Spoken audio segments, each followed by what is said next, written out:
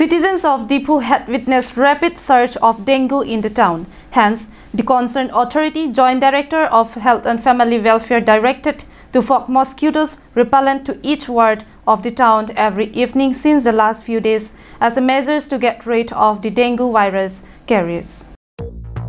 According to sources, the numbers with dengue had surpassed 400 and still counting, some taking home treatment and several admitted to the hospital and ICU.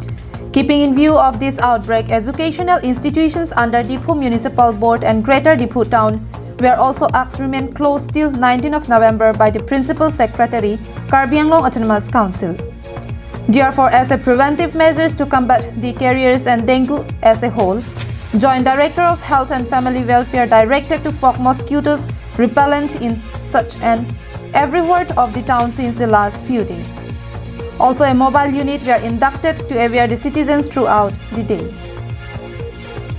Longsora Intis report for Karbi Anglong Live.